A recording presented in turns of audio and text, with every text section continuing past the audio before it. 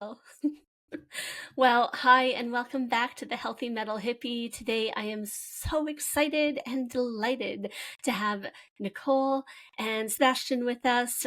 They are coming to us from Germany right now, and actually, they bring with them a very, very cool story. They're both musicians, and they're both touring, and they're both in love. And I love it with each other, that is. And so thank you so much for being here today, Nicole. You know, we met last year at your show in London, and I'm really excited to come see you again in London. And it just, every time I look at your schedule that it pops up, I'm kind of like, okay, how does she do this? Because I feel like you're constantly on tour. So do you guys want to just share briefly with everybody a little bit about what you do?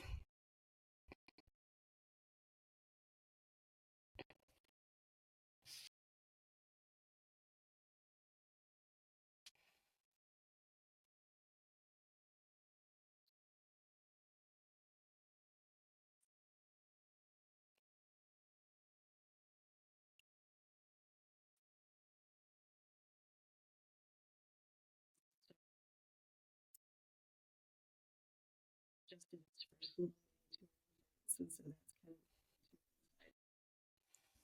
that's kind of and I'm pretty much just going places where I can go, which at the beginning of the year was 2 weeks Scandinavia, but now mostly Germany with 3 days on the road, a couple of days home, and then again on the road because most of the shows still are on the weekends and Yeah. just underground rock and roll stuff. Yeah, but that's, I mean, everybody loves underground rock and roll. And you know what? And people get really, really connected to it, which kind of makes it some of like the most special moments, I think, when you go to Yeah, those underground shows and then you just it's a different kind of vibe. And I love it. that's So why we met. this is okay, good. You're Yeah, there. I want to know how you met. Tell me the love story. you want to tell how we met? It actually ties into wellness because Oh. Does it? it does. Because I was with the Darts last summer doing another 100 days, and it was towards the end of the tour. And I also do all the merch for the band. So Oh. after every show, I'm selling merch to like all these people. Talk, talk, talk, talk, talk, talk, talk, talk. After sing, sing, sing, sing, talk, talk, talk, talk. It's a lot. And most people come to merch and they're like, oh, the band is good, la, la, la. So we're playing in Karlsruhe, Germany.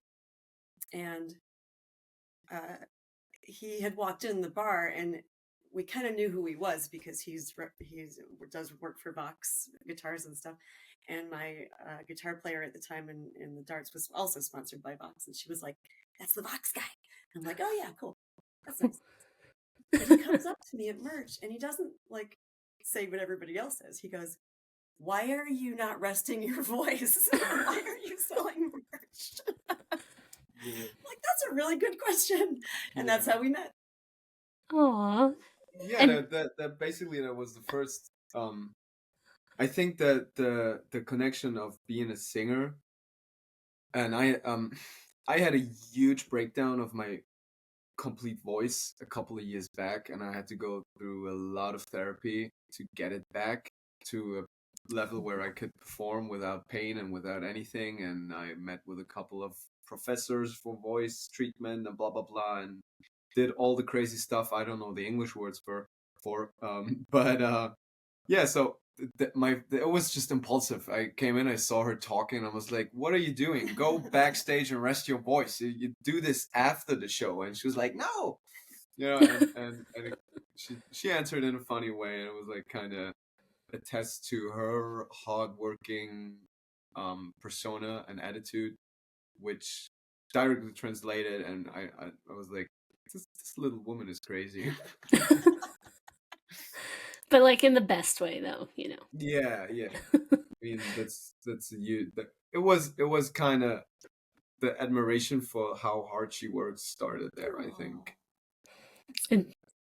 And I mean, yeah, and I can understand that. I think I have to be honest, that is one thing that always stands out is like just you guys go nonstop. And I work with some artists and give like, do coaching and how to grow a fan base and all this kind of stuff. And when I could use you as like the textbook example, like this is what you should fucking be doing. So like, go follow the darts, go follow Nicole if you're not. Like, I don't know if it's what you should be. Like, not everybody agrees with that. No, but you know what? Including people associated with the band that maybe think it's not being always done right. But so I don't know.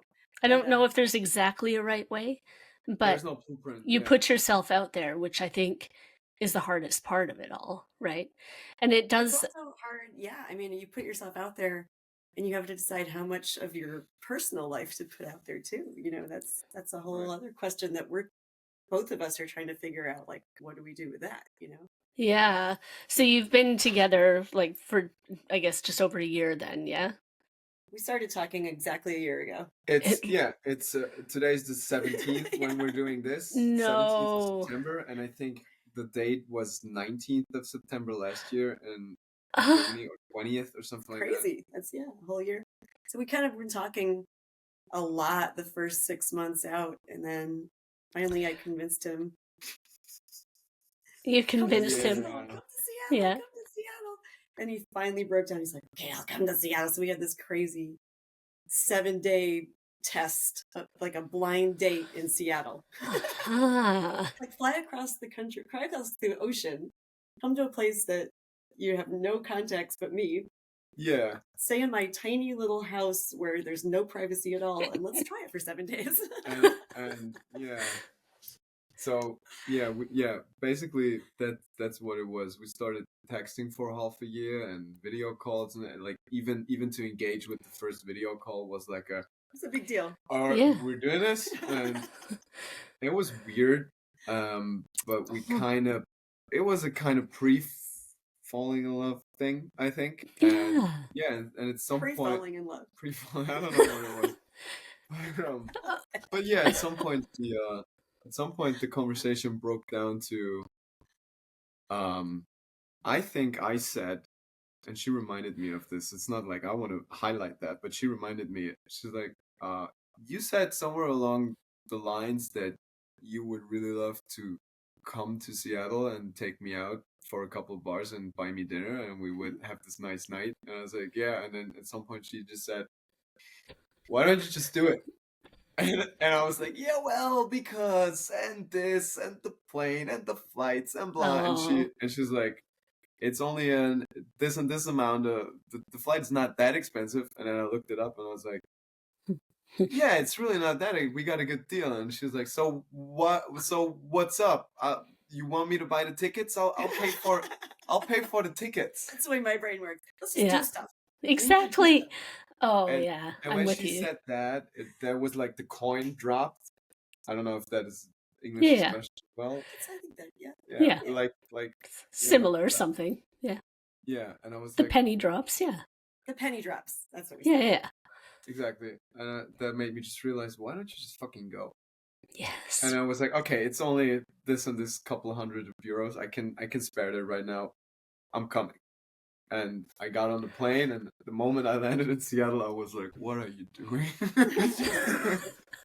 Still on the plane, getting, like, we're going on a 1-week blind date from this first encounter, and we have a plan on staying 3 days in a strange city, and then we had a plan to drive down 2 days the whole Pacific coastline together. Because I was going to be leaving on tour, and so I was like, right, just drive to the first tour date with me. Right. We just make a 2-day road trip from Seattle to San Francisco, part of this 7-day blind date. It's going to be great. Mm-hmm. Everybody, and the both of us were like, yeah, what can go wrong?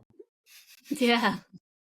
But I mean, so there you go. Nothing went wrong. It was fabulous. Nothing. Not only did it not go wrong, it was like every day was like perfect. And how often does that happen in your life, right? And by the end, we were just like locked in, and like he even a month later came back to Seattle again. And like, it's just been great. It's been like a dream.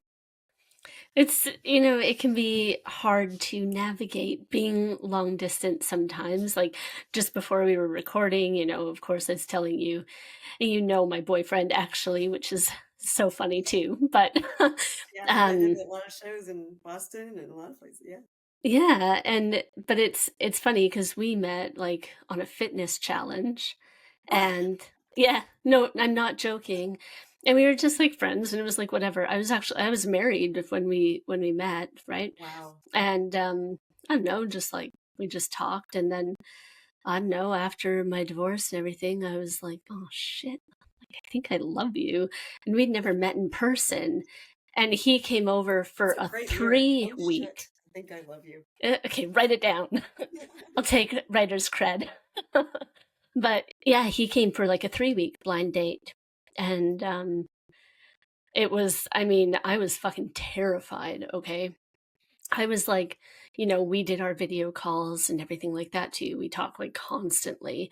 Um, but when it came down to it, I was like, yes, like I want you to come. And, he'd be like, are you sure you want me to come? And I'm like, yes. And I'm like, well, Yep. yeah, no, I do. Okay. I was Yes, no, exactly the just same. do it. Yeah. And yeah, but then, I mean, now we've been together. I mean, well, I guess in February, kind of, it'll be like 3 years. So, um, it works, You Nice. can make stuff work. I mean, I don't know. It's not easy, but nothing's easy. Nothing worthwhile No, is easy. There you go. exactly. And I think, you know, I I really think that as time goes on, relationships don't have to look a certain way, even Oh, though, in the past it has to be whatever, like living together, you know, dad goes off to work and mom stays home with, like, the shit doesn't apply in any oof. sense anymore, you know. No. And it's nice to be able to like make your own rules around what happiness and what a relationship looks like for you. Yeah, and especially with the whole touring thing, it really looks weird for us sometimes, but it makes sense somehow. Yeah. Yeah, and I think we had I think this summer was a good example, I think, because we looked at the schedule and we knew when this started in March and we felt so strongly about this whole thing. We knew that her year was already set and just as my year was already set. Yeah. So we said, all right, let's be rational about this and let's not try to force anything. Let's just see where there's opportunity, where you are in Europe at what time. I mean, would be cool if it would be Germany, Yeah. or it would be easier for me. But then she toured in some places in Germany that are not really my favorite places to Right. just hang out. And so I had some great times in Finland and in Norway, and I have some friends there, and I wanted to get back to them as well. And I said, all right, so rather than going to these places in Germany where I don't know anyone or where I'm not like, all right, yeah, great, let's spend some time there. Let's rather meet in Helsinki. Let's rather meet in Turku. Let's meet in Oslo Hmm. because there's just and then she's like, okay, I have an off day here too that will work, so you wouldn't be like just idiot carrying merch around. you know? Yeah.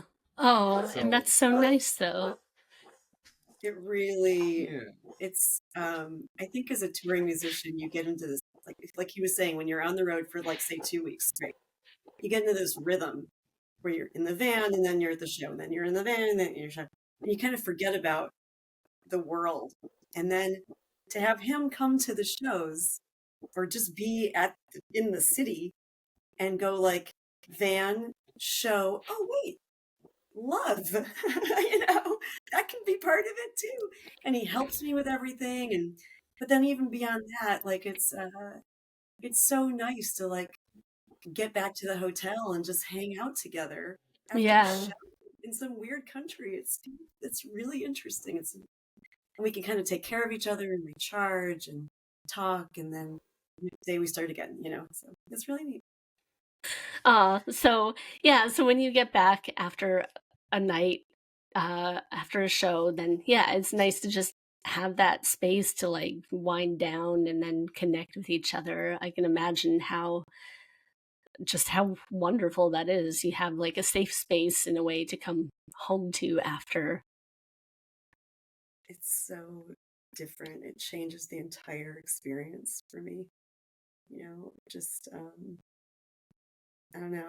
Especially when you're with somebody who lives that life too, and they understand it, and you come back after a show, and he's like, I know you need this, and I know you need that, and here's what I need, and it's like we both can relate to this. We've both been in relationships before, and there's Yeah. a lot of people out there who don't understand this life and don't understand what singers do and don't understand what. And it's not just singers. I mean, the other thing that we have in common is he runs everything himself. Hmm. But like I run the band pretty much, other than the booking, I do a lot myself too, almost all of it. And so we have that. That was one of the reasons we connected, is we run the business side Yeah. completely alone. And he gets that, and he sees what I do and I see what he does. And there's part of being well is having somebody who understands that side of you, I think, because you feel really validated in your concerns and your fears and your joys. And you can't really share that with other people that aren't in it as easily. Yeah, and Yeah. I think the second part of that, I agree on everything she said, but the second thing that comes in is like, okay, shut up, no more music now, no more music now, no more music now. We I have want to say Yeah. that a lot. tell me what your mom thought about the tennis match between blah blah blah. Give me this non-music related. I want to hear nothing of music right now. Because Yeah. sometimes you need that to get away from it, and sometimes you see that the other person maybe doesn't see that the person needs it, and then she can drag me away from it, or I can drag her away from it, and you see how it instantly calms the other person down. Yeah. It's interesting because, like, you think about, just say you had a corporate job or whatever, you come home, you don't want to sit and talk about work the whole night. I think people would probably go, oh, but it's music. It's so cool and so glamorous and so fun. And you're just like, no, but like, you need a break I'll tell too. you And what, the business side of music is definitely not cool.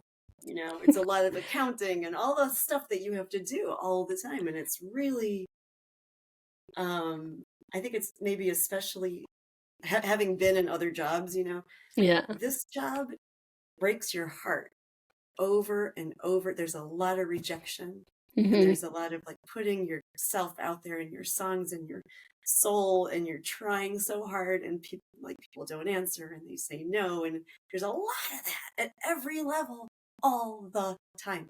And so the business end is really hard Does it, emotionally. do you think, like, does it help you guys become more resilient being together? So when you get those rejections, or, you just, maybe your show wasn't as great as you wanted it to be, having each other to like lean on and, empathize with your experience, does that help? It helps me. Yeah. Yeah, I mean, sometimes I think the danger is that we start comparing. Like, well, my show was crappy because there were only 50 people, or my show was crappy because there were only 20 people that, like. Right. You're going to And outshit each other. yeah, like who can outshoot the other one, because our lives are hard, Yeah. and so there's some of that, but we're starting to recognize that we do that sometimes, and now that's a good learning moment where we're like, let's not do that. Yeah, because Yeah. I think it's natural for anyone in any part of life that you are looking at some other person, if it's your friend, your family, your partner, it doesn't matter, but just some dude, that you start comparing yourself to whatever you see. That's just human, I think. Hmm. This guy's walking crazy. Am I walking crazy, or is he walking crazy? This is just basic human behavior, trying to No, figure stuff out. it's true. You walk crazy. No. And I think I walk stupid. Every time I see myself walk, I'm You like, walk great, how do David. you You walk walk? great. You're fine. No. So I think the the the rejection part, to cancel it out. Well, I have to learn stuff a lot in this, and I'm trying to improve in this just for myself, because this is something you got to do yourself. How to deal with the rejection, and you have to figure out a way to not take it personal, to not what was the word? Project Project it. your stuff to the other person, and the other way around. It's like, you're different. It's not, your world is different. The Dracu world is not the darts world, is not the Black Viiolet world, just as the Black Viiolet world is not the darts world, is not the Dracu world. Yeah. You know, so all different experiences for sure. Yeah. And you kind of, and you don't have to, and that's also important, what I just learned the last couple of days. You don't always have to succeed by being able to handle the rejection level between you and your partner perfectly. Right. Sometimes you can, and that's where she's great at. I don't know if I am, but I can only speak about her in this regard. She gives me the security to sometimes speak my mind when something really pisses me off that I cannot like perfectly communicate without offending her. It's just like, sometimes you just gotta blow off that steam, and to have the security to sometimes do it, that's really an attribute where she's incredible at, and I'm so thankful that she has that. And I don't know if I have that, but yeah, he's German. He can handle the anger. Yeah. That's fair. Yeah. A lot of people can't handle the venting that we do. I think as artists, there's a lot of venting. There's crying. There's yelling. There's a lot of like, just, it's hard. And people don't know. I don't know if we don't show that on the social media, but you don't see us crying on our social media. No. Or on stage, which is even more important. Yeah. But it happens a lot. I mean, first of all, I think we are artists because we're sort of passionate and intense. And then when you translate that into the business side, where there's a lot of rejection and there's a lot of competition and difficult things out there in the world, it hurts, and you need to vent that to somebody, and our families are sick of it. They don't want to hear about it, right? But to have somebody who's living it too, that's pretty cool. And then we were like, okay, vent. Okay, now we're gonna watch a movie about knights and warriors and not talk about this. Yeah, but I think that's the secret too. Like, you vent, right? The vent is the release, right? And but then you don't have to fucking dwell on it all day. You can just it's out, it's done, it's over. Movie, just like you say. That's a learning process. I don't think a lot of artists starting out know that or value that, but and I think if you dwell on it too, I think you just hold yourself back in the future, right? Because you just get stuck in that mentality without just moving past it. Do you know what I mean? Exactly. Yeah. It's tough, but it's like, it's nice though that you sharing in those experiences together. It makes it, I don't know, it just makes it special, and it because you do understand those unique situations that you have, I think in a lot of ways that would make your relationship stronger because of it. Oh yeah, for sure. Especially when you see, like, I realized if I'm in a situation where I realize, oh, you said something that you would be totally pissed off about when I learned a new word, vent, like from from ventile, from blow up, right? Yeah, from blow up. Yeah. Okay, good. See, German learns. Okay. So when I kind of can do that, and I was scared that it might be too much and I might hurt her. Yeah. But then I just take a little of that confidence and just blur it out, and I'm like, and she doesn't kill me for it, and I realize, see, it wasn't that hard. And she's actually coming back and saying, no, it was good. You said it that way, so I get it. I'm like, yeah, don't. I'm sorry, this sounds so wrong, but don't be too soft with her. There's a German expression. We don't tiptoe around. You don't have to tiptoe around. Yes, exactly. Yeah, and that's it. I think maybe being more direct. Yeah, be open. Just be open. Yeah. There's a difference between being open and direct and being a fucking asshole. Yes. Oh my God. Exactly. And that's a fine line some people just do not get, right? Most people. Most people Yeah, don't get it. yeah. Okay, I'm trying to be polite. Maybe I shouldn't. I'm being too soft, see? Oh, God. It's true though. Just be direct, like, whatever it may be. And yeah, you don't have to be a dick about it. But yeah, too And I many think people are. generally I have a hard time with confrontation and telling people what I really think. But it's nice to have somebody that I can go, here's what I really think, you know? And you know what? But then you feel safe in that situation too. Totally. Yeah. And he can help me readjust my thinking and then go back out into the world and handle it in a better way, you know? Yes. And we do that for Well, each other, I think, really, really, really well. that makes me really happy because it just, you know what? It just seems like you enrich each other's lives, and I'm a sucker for a good love story. Okay, so It's pretty good love story. they're going to be making a movie about you later. Oh, I hope not.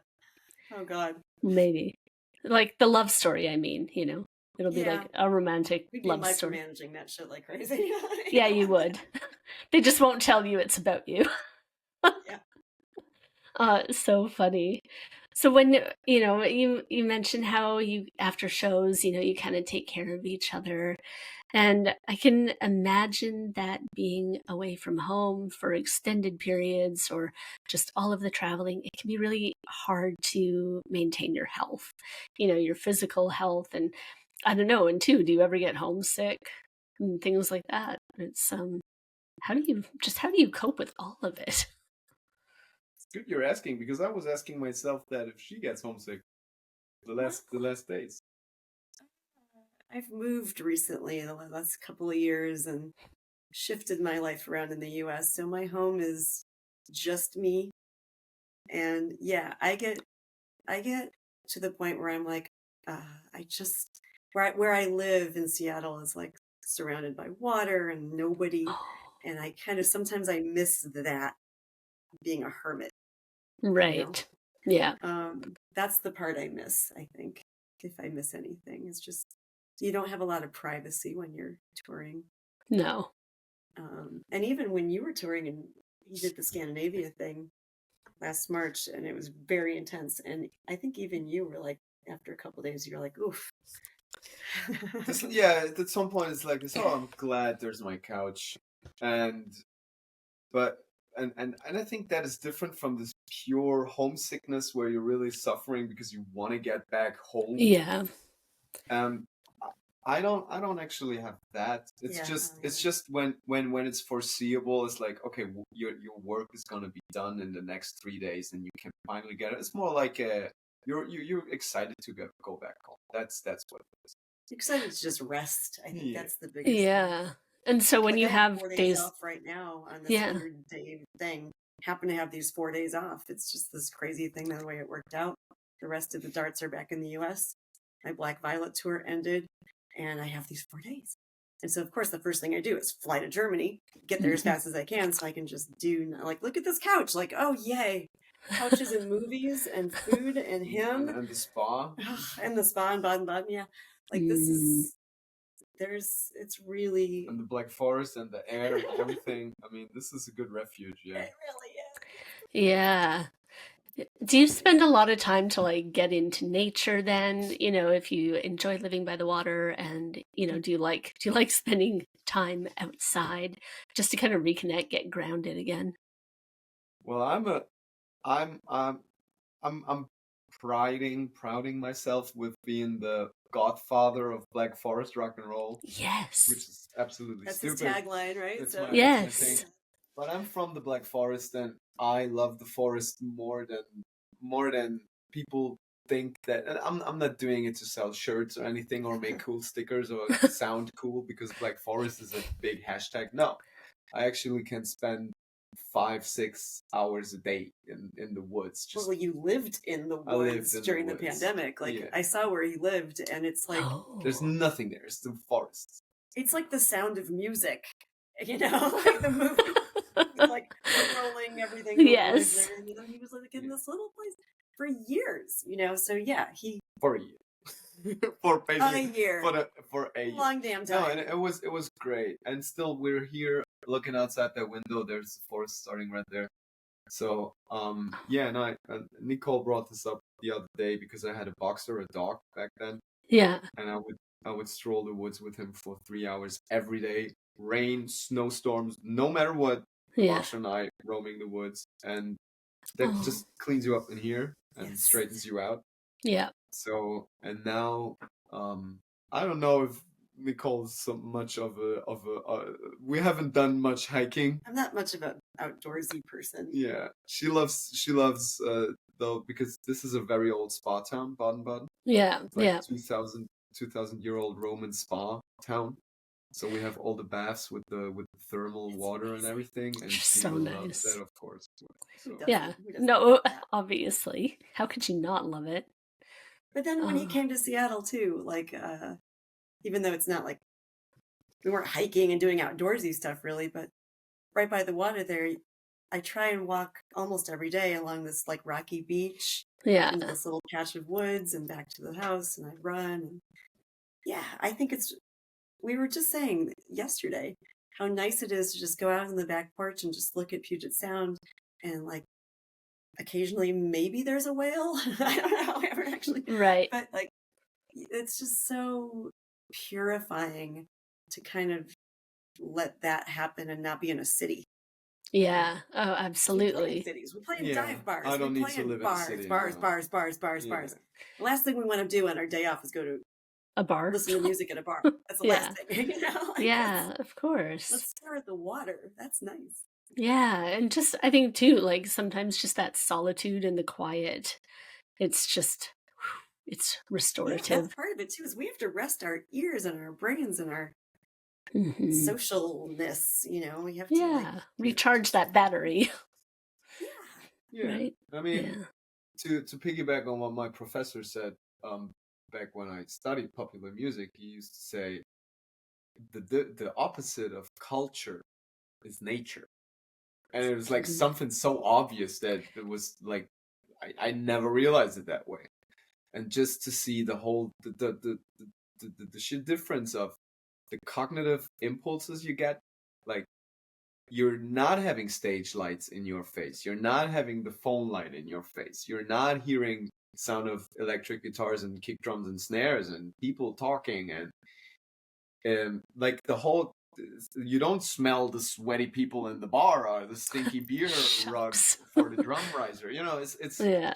It's like you smell the woods, you see the natural light, the natural colors of nature, you hear different sounds, and it's like it clears out your brain. And I always relate to it from because I have this relation to this. I can relate to it from being on drugs and being sober. It's like it makes that much of a difference. Absolutely. Right. And that's another thing that we haven't really talked about, but like I gave up alcohol a few years ago. I went Oh. vegan. I exercise a lot more, and I continue all that on tour too. Yeah. So that's, and Yeah. you're pretty clean living also, you know, like I think you reach a point in your life where you're like, I've got to start taking care of my body, Yeah. you know, and that helps the brain too. Abs- Obviously. absolutely. When did you like what was there something that like prompted you to make some of those changes, or was it I just was like just I'm done? going down the depression funnel of Yeah. hell. And I think when you're naturally kind of, you tend to that direction, alcohol can really intensify it when there's too much of it. And I was just seeing that pattern over and over and over. And I was like, "Eh, this is bad for me. I know this is bad for me. You know, like, Yeah. what's life going to be like?" I had given up alcohol for like a month here, a month there, just to try it. And I knew it's not that like I needed it every day, but like it's so much a part of our lives, Yeah. especially what we do. Yeah. I mean, basically in a bar when we're playing, we're just beer salesmen. That's what we are, you know, like the Yeah, more in beer a they can way. sell, the more they're going to pay us at the end. Yeah. Like, so yeah, it's really tied in to everything, Mhm. but it's also our families and it's everywhere. Everybody's like, have a glass of wine, you know, Like, it's, I'm good. yeah, Yeah. it's really hard to disconnect from that culture Oh. and just do my thing where I'm like, yeah, I'll have a Diet Coke, and then after the show, I'm going to go back to the hotel because there's nothing for me here I'm not going to stay and party, you know? Yeah. Yeah. I mean, deny a beer as a German male. one, Sacrilege. you will have, and you will get that with the Brits, I think, as Oh, well. yeah. But then again, or you want to, and then you want to be a rock and roll dude, and you deny Yeah. your beer, and oh my God, there's shit raining down on you so much. It's incredible. Really. It's That's yeah. So, but I had the point where I had the breakdown of like Same thing. when my voice broke down completely when I was about 25 or something, 26, 27 maybe 27. I don't even remember because there was a whole lot of substance abuse and a whole lot of mental issues and like just too much being in university and on the road constantly and having this being put on this high pedestal and you put yourself there and then it all comes crashing down at some point. And I just had a feeling like my chords weren't chords; they were razor right. blades crashing each other Yeah. constantly. And so I had to go through a whole rehab of of uh, of a voice rehab basically. Mm. Like really intense voice rehab, like not speaking for 3 weeks straight, not even doing nothing, not Right. moving the chords for 3 weeks, and then I really got into that, and I had to sober up and all of the stuff, and yeah, and when you have like a history like that reminds you constantly of where do you like there were points I don't want to ever go back to those points Right. in my life. Exactly. So, and then the fun thing that we do, or that I think, because I'm too intense, I get too deep into shit. And with these voice recovery exercises and tricks and what the healthcare situation for the voice and not only the chords but also the Rib cage. the what The rib cage. like the thing that's Yeah. inside that moves your your diagram. the Yeah, diaphragm. your diaphragm. Yeah. Like there's exercises for this and treatment for that, and I learned from some really good professors, and I've been in good programs, and I learned a lot of that stuff.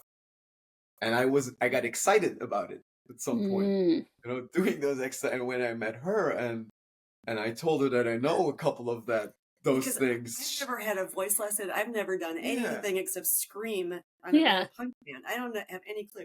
So this was really interesting. Yeah, and she was like, "Oh, this is interesting. Tell me about it." And I got excited about telling her about it, and then she started doing some of this and blah blah blah. And I'll tell you what, this is the first tour I've ever done, 60 days straight so far, where I didn't lose my voice.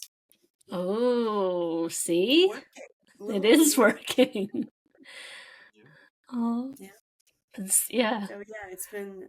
I think the wellness thing is, it's very global with us. Like Yeah. it's the physical part of taking care of your body, and like when we're together at night, he might have a beer with dinner or whatever, but basically we come back and we're like drinking tea. Yeah. That's like our life. Yeah. We're taking care of ourselves. It feels good. I don't know. But I think, I think there is a big shift though, where people in music, they're really kind of going more towards wellness, sobriety, all kinds of things like that. Yeah. And you know what? Yeah, some. But I see there's definitely more than there were, say, like 20 years ago, right? That people are like, no, I'm sober, I am clean, I'm vegan, look at me run, look at me do this, look at me. And you're like, and a lot of people talking about mental health and how it's changed their life. Like, you want to be like a real rock star, then you want to have that stamina and that vitality. That's what people really dream of when they think, ooh, I want to be a rock star, right? They don't think I want to be like vomiting, coked out, whatever mess, right? Yeah, and I think you crossing now we're crossing an important line, I think, because it doesn't mean you can't have one thing without the other. Yeah. It's the coolest thing to be in a great situation, in having played, like for me it's the end of the tour gig. When I'm on the end of the tour gig, I get fucked up. like when I wanna, but not necessarily though. If it's like a cool end of the tour moment and you're at a cool venue, you're you're with a bunch of friends. It's a cool city. It's a cool vibe, and you want to have a beer, and You you're celebrate. like, You definitely and you're celebrate. like, oh, this beer Yeah. tastes good tonight. Fuck it, have 4 more. You know, Yeah. it doesn't, Yeah. you know, just don't strangle yourself, and don't put yourself under a pressure. No, don't do this tonight because it will be bad, because that just generates stress from inside. And I think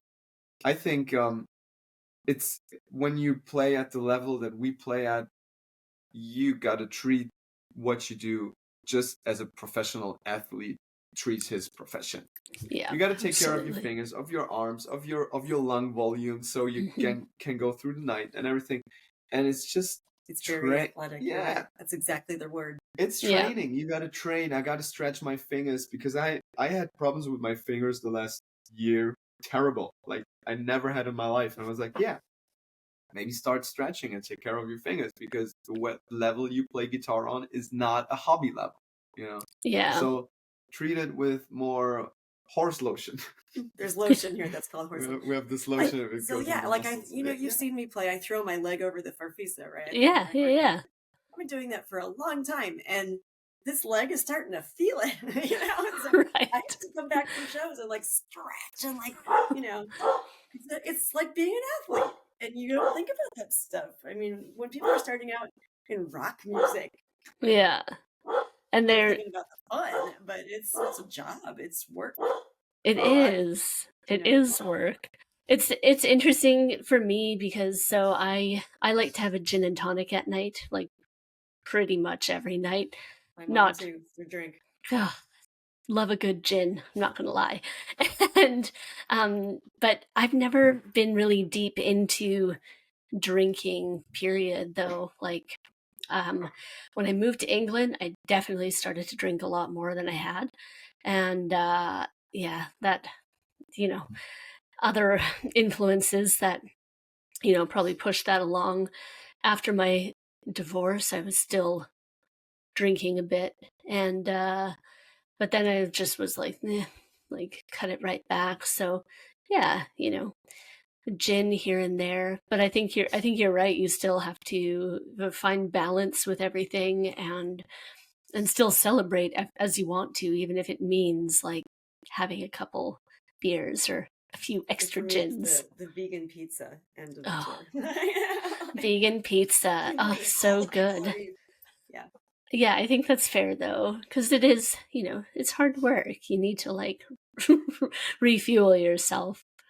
I love You need that to though. figure out how you work, and whatever works for you, I guess, is fine. Like, I remember when I started being 20, 21, I was having 5 beers and 3 gin tonics before every gig, because I thought that was the rock and roll shit I had to do. And then I started to figure out, wait, alcohol is draining fluid from your body, and you need to have chords that are soft and wet from the inside. And if you drain it all the way, and if alcohol pulls down your excitement level, and you overpower and you blow your chords, of course you're gonna have problems, and your chords gonna hurt the next day. It's just simple stuff. And I think it's just a pressure. It's just a pressure thing in general. Social.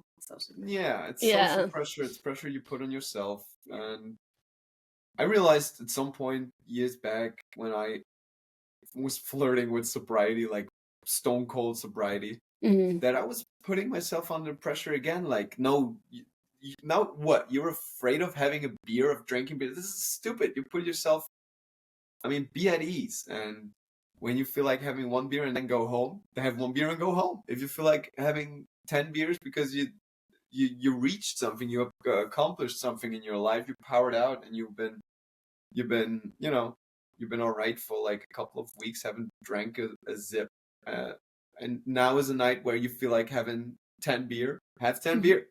You know, you're gonna regret it tomorrow, but might as well, you know. But if it feels right tonight.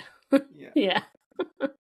It's different for everybody, for sure. It is. For me, going to the 0 point was really good, and it keeps me solid, and I really believe in it, and I feel good. I feel better, and It's important, I think. Believe in it. I believe in it, you know, like I think Yeah. it's the right thing for me. If you believe it's good Yeah. for you, you do it, and it turns out being good for you. You got You it. win. Yeah.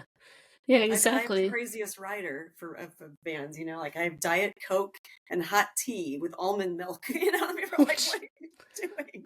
But there's no M&Ms, there's nothing, there's no food on here. I'm like, no, protein shakes and tea, and I'm fine, you know, and that's what Yeah. works for me. It doesn't work for anybody else, but that's what works for me. And I really believe that you just have to find your rhythm and go with it and not fucking care what anybody else thinks. Yeah.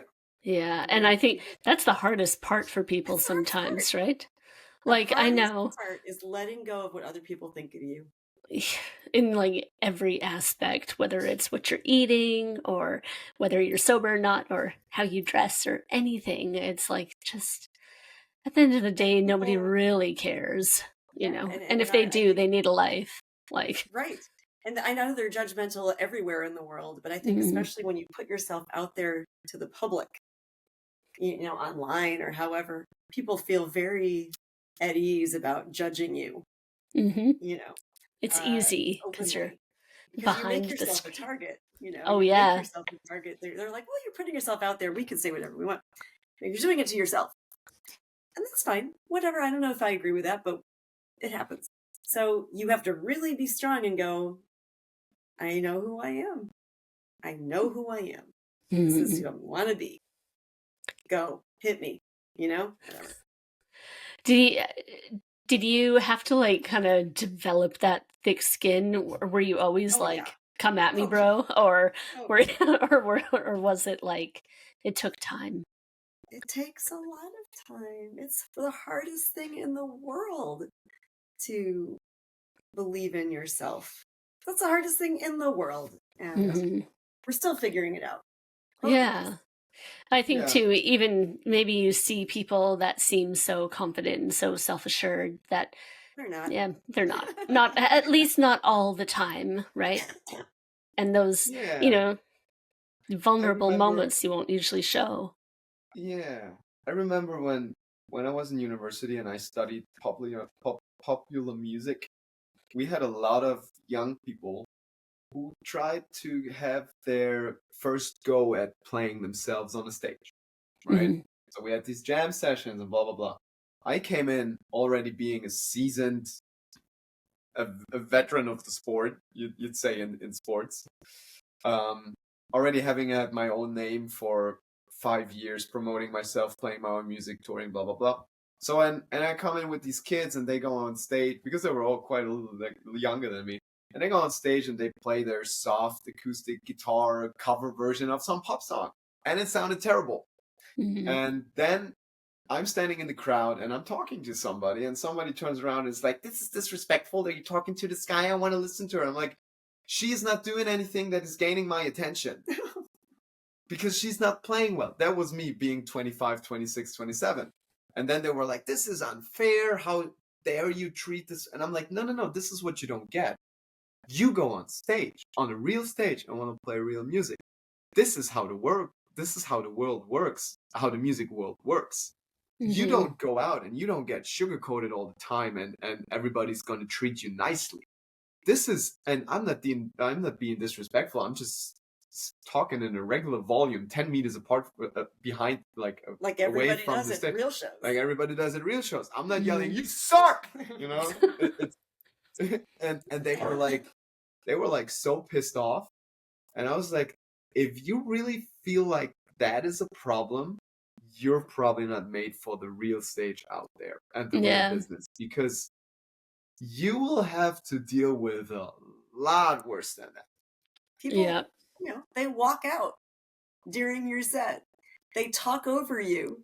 They yell over you. They whatever they do. You know what they're gonna do.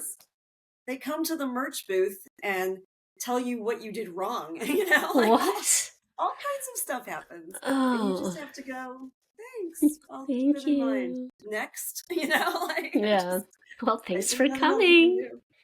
Oh, I mean, I'm like, okay, if you didn't like a show, fine, you go off and be like, I didn't like that. But telling somebody at the merch booth, I'm like, that's It embarrassing happens. for them.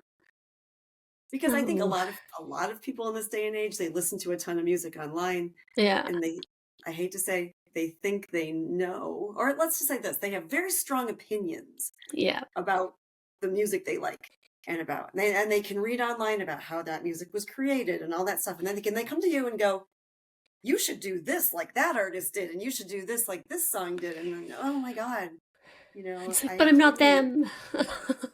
you know, Yeah. Oh, yeah. But I mean, I think you're right, though. It's like that is exactly what would happen um, at a regular show. I took some vocal lessons. I'm like, was that last year, the year before? I don't even remember now. And it was, I mean, it was really helpful for me. But there was tons of that where, I'm sorry, some of the people, it was awful, and everybody was like, wow, you're wonderful. And I was like, this isn't helping them, though. Like, if we're actually here to learn, this Exactly. is not helpful. Exactly. Like, And that is the thing. Now I have to stop myself before I drag into, because that was a topic that I've discussed a lot with one of the greatest professors I ever had in my life. And she told me, I had 5 semesters of sociology, social studies, I think is the English term of it. That is the huge problem that social media gave us. Social media told us that a new way of a value system and of a discussion culture. mhm, We, like, if you look at the beginnings of Facebook and now the same with Instagram and all this other shit, there is only the first and primary form of a direct communication via social media is positive. It's a like. There's no mhm, dislike button. Facebook doesn't have, like, they started this angry thing when you can, yeah, like, but even on Instagram there is no disheart. There is yeah, dismiss. no, there is no, so, and a lot of generations have been brought up in a world where the primary form of communication was digital and the primary value exchange system was positive. And yeah, that is not reality. yeah, And that goes now and translates to a terrible, like, I think in music, and this is the only thing I'm going to say judgmental about the music industry, because the music industry is a bunch of, like, this huge load of shit we could dissect and judge people by. But this is like these young guys coming from a big ass 30 years in the business band concert for so much money they paid for, and all they know is gonna be how good it was, how great it was. And then you look at the concert clip they send you, and you're like, this guitar player is out of tune, out of time. The singer can't sing anymore. Like, they're way past anything that is. Don't you even hear that? And to. They don't learn negative criticism. They don't learn how to have an opinion that is not great, yeah, and that is frustrating as fuck. It's an interesting point because we are not as a culturally in the U.S. and Canada and Europe, we're not good at disagreeing with each other respectfully, obviously, yeah, because there's no forum for that to teach us how to disagree respectfully. Before I was a musician, I was a lawyer, and you go to court and you have to be respectful, right, and you inherently disagree, or there wouldn't be a court. So you have to yeah, learn to disagree respectfully, and then walk away and be able to go to the bar with the lawyer you just argued against and still be colleagues. You're trained that way. yeah, I don't think in our normal society there's any format for that. There's no forum where we are learning to do it right. We're learning to do it yeah, wrong, but we're yep. not learning to So, do it right. Nobody's teaching that. I don't know if we ever did, but I think, for example, in the newspaper era, yeah, they would publish the letters to the editor where people would complain and stuff, but they would select those, and they would select the ones that were meaningful and were right, educated and were thoughtful, That helped the and discussion. it helped Yeah. it promoted the discussion, and maybe that's where our grandparents learned to disagree a little more diplomatically. I don't know, they had wars too, but whatever. Yeah, like, just I think people are very quick to go, fuck that, Yeah. Well, that's not helpful. Well, That doesn't exactly. tell Or me just start anything. name calling or something. You're like, but it doesn't You know do what I think anything. is worse than people going, fuck that? People Hmm. going, oh, great. That's true. That's worse. Because that's what people Yeah. do now. You really put your heart and soul into something and you show and you want to present it and you do present it and the moment happens and people are like, ah, and then you're like, so how did you like it? Oh yeah, it was great. I'd rather have someone tell me, dude, this was the worst shit I ever heard. And you're like, so why? Why would you write something like this and play it like this, and then you see, oh, he really listened and thought about what happened. People that Mm-hmm. go just, oh yeah, it was great, I liked it. Like, this casual like, tick, tick, tick, it means nothing. This is an interesting topic that you bring up for the relationship issue too, Yeah. because being long distance and being on tour, even when we're in the same country, we're Yeah. not together all the time, and we're in loud bars where we can't talk on the phone. So there's a lot of texting, Mm-hmm. and texting it can be really dangerous because you don't hear the inflection in the voice, and we have the language issue too, where it's like Right. we have to understand what each other are trying to say in these little blips of conversation that we barely read, and I think the world is suffering from that same thing where they read these little tiny blips and there's no emotion and there's no inflection and there's no explanation, and it leads to a lot of miscommunication and disagreement for us too. Yeah. And really good at saying, I don't want to text about this. We will talk about it tonight after the show or whatever. And I have to go, okay. I'll wait. Yeah. And I have a hard time with that. But I think that's part of how you do a long distance relationship in a healthy way now, is to not let the texting become the only medium. Yeah. It's not real. It's fucking dangerous and it will kill you. Yeah. There, see, that's the truth. I know, I agree. I think phone calls are so important, making like dedicated time, right? So if you can, not just like, oh yeah, I'm running errands. Hey, how's it going? Blah blah blah. But like, sit present in the moment. You have Just my full attention. yeah, yeah, There's a million of good reasons why it's way harder to read a book than to read a tweet. And there's a millions of reasons why it's way harder to listen, to sit in an actual face-to-face conversation and have this attentive listening. Not only just listening and then you blur out your shit. No, mm, attentive listening, try to put yourself in the shoes of the other, blah, blah, blah, blah, blah. There's reasons, and these reasons are good, why that is way harder than just texting anything, And I think there was an interesting study that came out, I think 6 or 7 years ago, that in every second relationship that breaks up in Germany, this is a 10-year-old study, the word WhatsApp or Instagram or Facebook was used, like, really, extensively. Because, yeah, it just goes to show this is not something that is installed, that was created to strengthen like real valuable and specific personal relationships, social relationships. You see why they have such a hard time of how to handle social media in elections. Yeah, well, because a tweet can never explain a whole law that is written in paragraphs and in books and books and books that have been dissecting society and extracting the values and putting them down over hundreds of years. So, and the challenge is, yeah, sure, some people would argue, yeah, but they should be able to. Yeah, they should be able to, but you have to be actually really educated and thoughtful and whatever to be able to not hurt someone or to misportray something or whatever in a tweet or a post or a picture, And that goes mm, to the whole wellness thing completely. It really yeah, does. I mean, like you said, you need that dedicated time.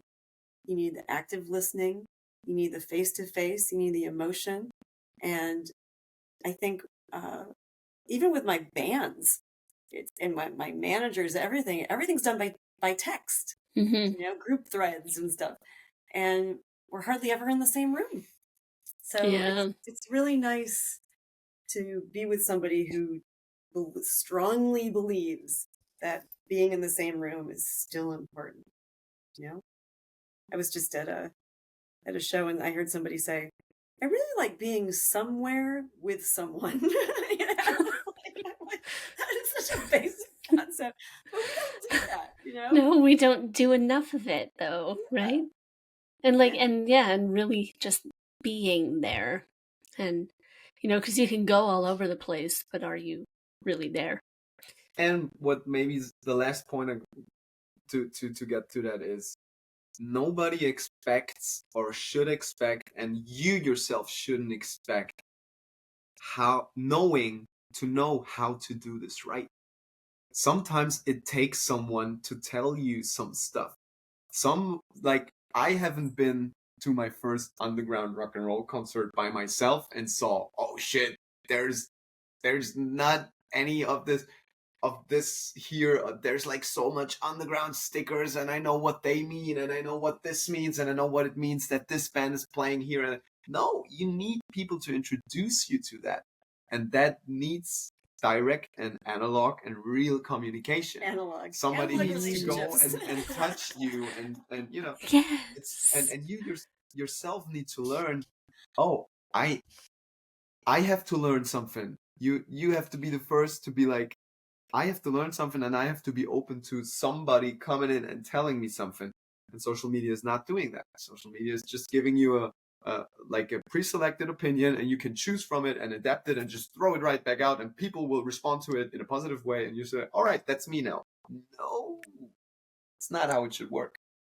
And I think also it's lacking in the online relationship world. That, like, I have a 16-year-old nephew, Right. and if you ask him, do you have a girlfriend or whatever, boyfriend, he'll say, yeah, I've got 8. They're all online. It's like it doesn't. Oh. That's a whole new world that we didn't live. But what's lacking in all of that is just when one of us is upset, without even saying a word, you can just feel it. Just be there. Yeah. And that's really hard to portray online, that you're just there listening, and you get it, and it's there's no substitute. So No. that's part of the wellness too.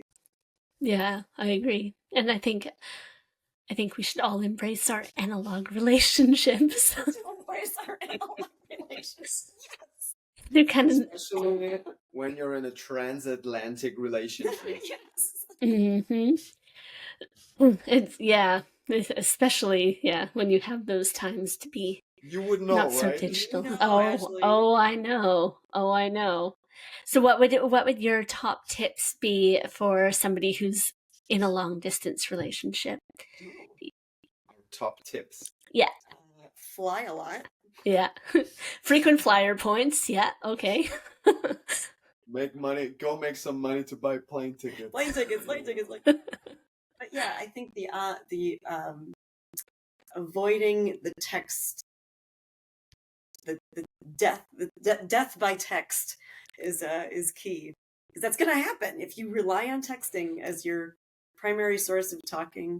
It's going to go the wrong direction eventually.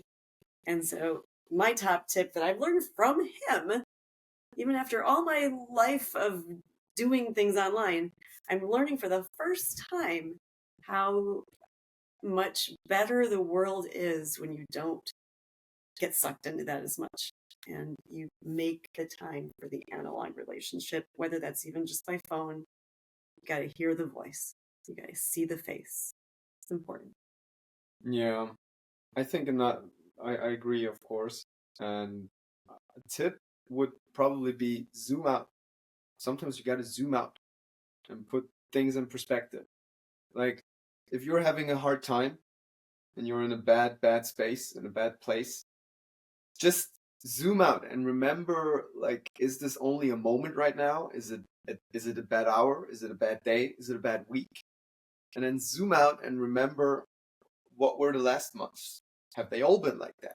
And it's just basic thinking that sometimes we have this German saying that says, you don't see the woods from the trees. We have that too. You have that too. Okay. Yeah. It translates, and that goes to show that it's a saying that applies for so many different languages, and it goes across countries, because it is just that. Sometimes you have to zoom out. Just as much as you sometimes have to zoom in and just realize, okay, this is my tree. It's right here. It's there. It's strong. It's solid. And sometimes when the tree is not good or whatever, it's breaking, it's rotten, it's whatever, it's just a tree. Zoom out. You're in the forest. The forest is you, not, I think we spend a lot of time in long distance relationships feeling sorry for ourselves. Like, oh, you're so far away. This sucks. I miss you. Yeah. This day was so hard. I didn't have you to talk to. But he's right. If you take a step back and go, you have somebody out there. It's amazing. How often does this happen in the world where you connect with somebody? We should be so grateful that they're out there and just focus on the gratitude of that. It really takes you out of the wallowing pretty fast. Yeah, and another tip is get yourself some stuff and get your partner stuff. Like if you have a little bracelet with the initial of your partner on it and you wear it, it reminds you. It just reminds you. That's true. And keeping little things around. Okay, I have this little necklace that I wear, and that's from David. But I wear it every single day, and it's just little thing, but I love it. Exactly. Yeah.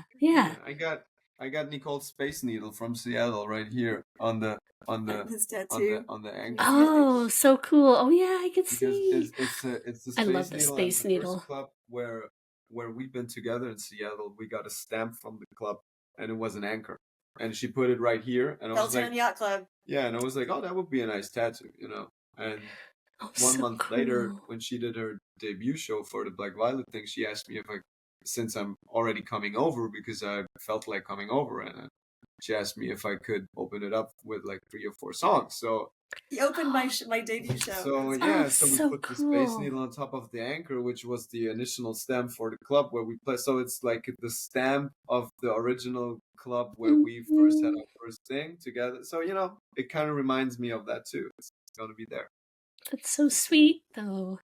And that's it. Yeah, you carry, when you're apart, you carry them with you through everything, right? And you're right. They're just there. And I think that's there. They know they're there. They're not with you, but they're there. Yeah. One thing, I don't know if you guys do this, but one thing we do is send cards to each other a lot. We just talked about this. We just talked about that. We should be doing that. And the secret thing, when he goes home, he'll hide a card somewhere in my room. And it's the cutest thing ever. And every time I open it, and then I have a big cry. Just between the two of us now. Right. I have hidden stuff in her home that she hasn't found yet. Really? But whatever. No, sometimes it's little things. No, but she found one lately, but I'm very impressed by David. That's impressive that he does that. Yes, he's very, very impressive. I'm sure he's going to listen to this too, because he always does. So better. Yeah, duh, he will. But it's it's so sweet. And then you have those extra little reminders where you're like, oh, you were thinking of me. Or sometimes when you haven't found them straight away, you're like, oh, I really needed that today. And it gave that little extra boost. And analog stuff. Analogue. Oh my God. Best. It's the best description. Analog relationship. The whole episode. Analog. Yeah. Oh my gosh. No, it's gonna be it's a new hashtag. It's ours now. Analog love. Ironically, Analogue has a hashtag, but okay. Well, yeah, but with relationships though, analog relationships. Yeah. It's very special. Yeah. Oh. Well, I'm so excited that you guys could be here today and we could talk all things magic, love, music, and growth. It's Thanks for having us. So nice. It's so nice to be able to talk about it because nobody ever asks us this stuff. So that's cool. well, here I am. Tell your You're friends. Right. And so I can't wait to see you in London, Nicole. And Yeah, are you excited. are you guys both going to be there perchance? Maybe. Unfortunately, he's going to be on tour himself while I'm doing the UK stuff.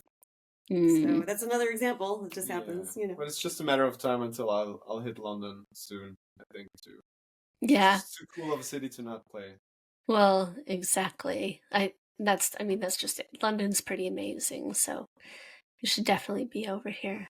And so, if people want to find you online, where's the best places to give you a follow and check you out? For me, it's the Darts US and Black Violet. Violet has 2 eyes. Two Black eyes. Mm-hmm. Yeah, with me it's basically also everywhere. Just I think if you type in Sebastian Dracu, it's Dracula without an L and an A.